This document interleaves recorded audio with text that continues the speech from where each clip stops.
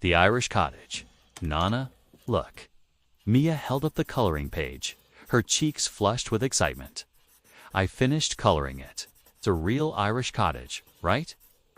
Aunt Mary, sitting in her armchair with a cup of tea, smiled warmly. It certainly is, my little love. And you've done a wonderful job with the colors. You've brought it to life.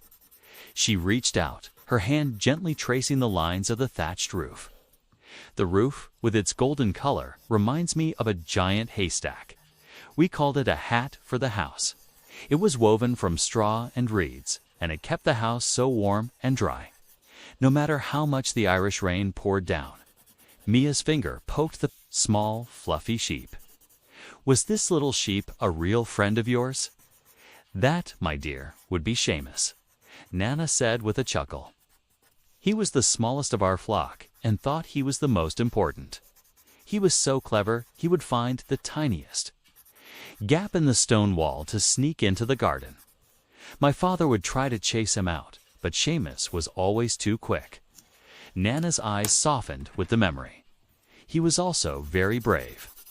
One time, a big storm blew in, and Seamus helped me find a lost lamb, staying right by my side as we walked. Through the windy fields, Mia's gaze moved to the flowers in front of the cottage. And what about these flowers? They look so pretty. They are, aren't they? Aunt Mary said, her voice a soft whisper. Those look like wild poppies and primroses. They grew all around our cottage. My Nanna, your great-great-grandmother, would say they were the fairies' lanterns lighting the way to our door. She used to pick them and press them between the pages of a book. They still smelled like a summer day, even in the middle of winter. Mia pointed to the smiling sun. The sun is so happy. Was it always sunny in your memory? Nanna and Mary laughed. Oh, bless its heart, not always. In Ireland, the clouds are a bit like old friends. They're always there, even when you don't see them. But when the sun broke through, it was the most glorious sight. The grass, the leaves on the trees, the tiny drops of rain on the window pane, they all sparkled like jewels.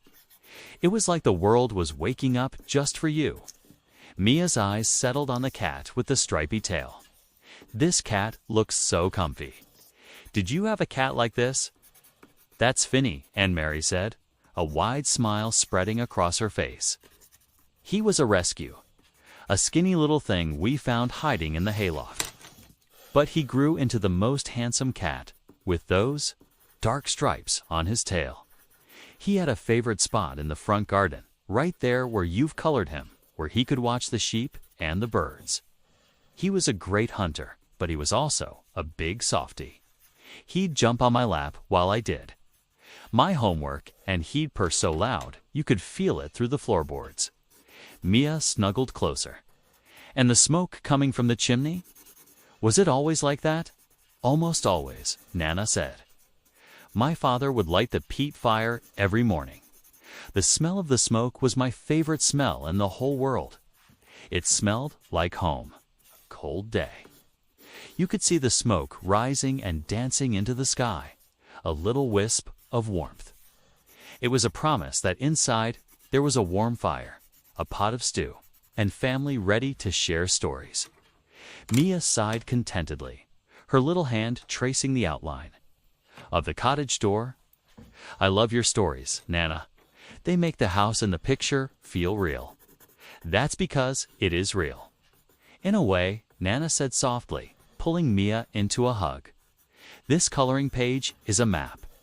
The sun is a memory of warm days. The little sheep is a reminder of my brave friend, and the little cat is a reminder of a purring warmth on my lap. The flowers are the stories my Nanna told me, and the chimney smoke is the love we shared. It's all here, on this page, and it's a part of you now, to me.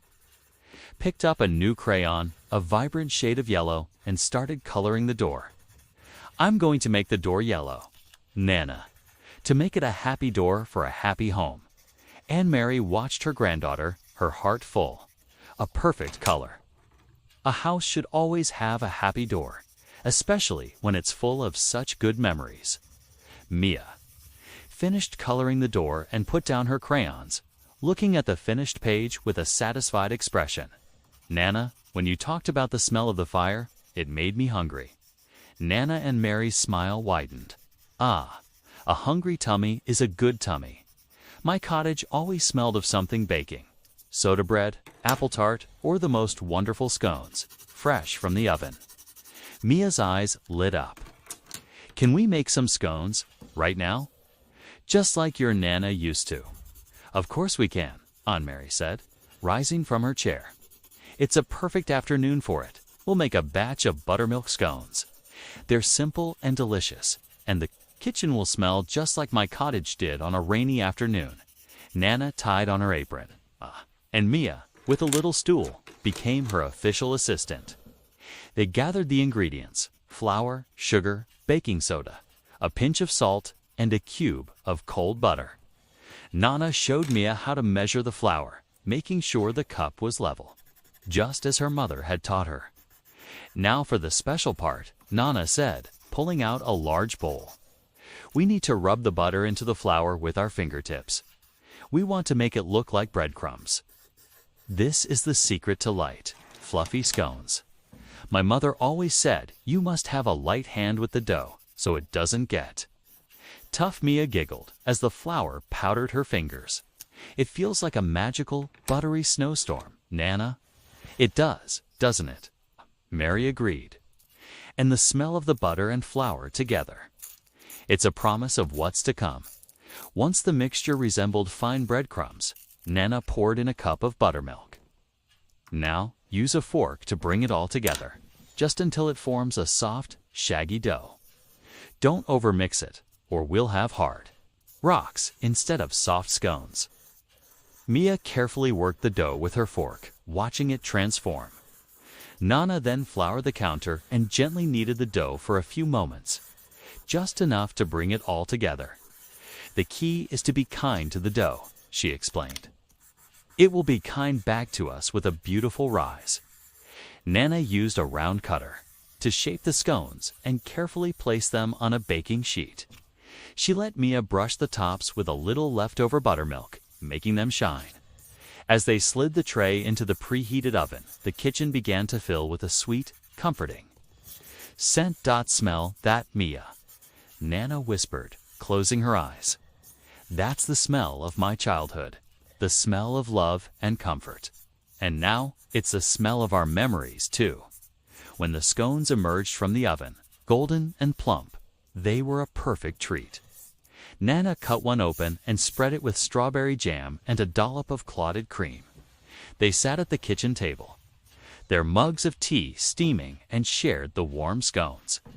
Each bite a taste of a happy memory. They sat together, 2 generations, quietly filling in the lines of the picture and the new memories in their hearts, each stroke and each bite adding a layer to the story, turning a simple coloring page into a treasure trove of love and memory. *** coloring book is available on Amazon. Otter and My Quinn, 25+ family-friendly jokes. *** don't forget to subscribe and thumb up. Thanks a lot.